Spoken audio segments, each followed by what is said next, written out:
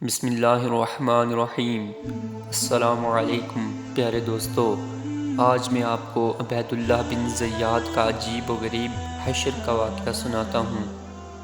رسول اکرم صلی اللہ علیہ وآلہ وسلم کی آنکھوں کی ٹھنڈک یعنی حضرت حسین رضی اللہ تعالی عنہ اور ان کے اہل بیت کے قاتلوں کے سردار عبید اللہ بن زیاد کا حشر اس زمانہ کے لوگوں نے دیکھ لیا کہ ابراہیم بن اشتر نے اس کے اور اس کے ساتھیوں کے سروں کو کاٹ کر ایک مسجد کے صحن میں مولی گاجر کی طرح ڈھیر لگا دیا۔ ترمذی شریف کے اندر حضرت عمارہ بن عمیر سے روایت ہے، وہ فرماتے ہیں کہ جب عبید اللہ بن زیاد اور اس کے ساتھیوں کے سروں کو مسجد کے صحن میں کاٹ کر ڈھیر لگا دیا گیا تو اس منظر کو دیکھنے کے لیے لوگوں کی ایک بھیڑ لگی ہوئی تھی۔ تو میں بھی گیا۔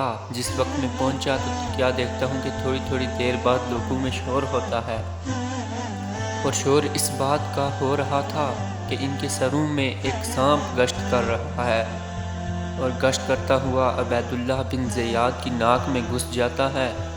تھوڑی دیر بعد اس کی ناک میں ٹھہرے رہنے کے بعد پھر نکل کر غائب ہو جاتا، پھر تھوڑی دیر آ کر اس کی ناک میں گھستا۔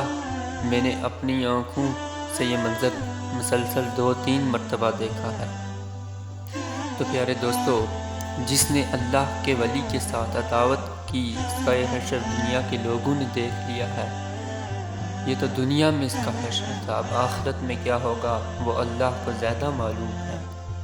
تو جو لوگ اہل بیت سے بغض رکھتے ہیں ان کا یہ حشر دنیا میں ہوگا، اور قیامت میں ان کا حشر اس سے بھی زیادہ برا ہوگا۔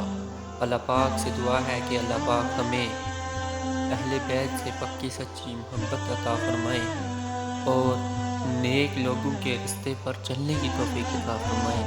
آمین۔